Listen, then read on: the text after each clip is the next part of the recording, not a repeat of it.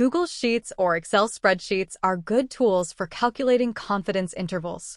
They provided us with built-in functions that prove to be handy for this task. Specifically, spreadsheets have this normal distribution function that will enable us to get information regarding the area under the normal curve without looking for published normal distribution tables elsewhere. Here is an example of getting the 95% confidence interval of the proportion. Let us say we have a senatorial candidate named John. In a local district, a surveyor interviewed about 300 eligible voters about their preference for voting for Mr. John. About 180 out of 300 say they will consider him as a candidate.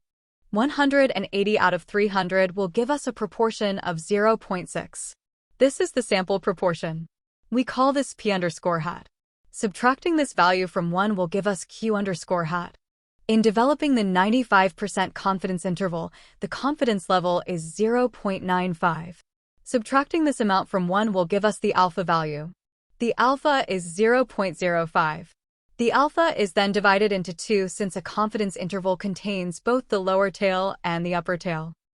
Using half the alpha of 0.025 and the built-in function norminv, we can get the z-critical value without referring to a normal distribution table.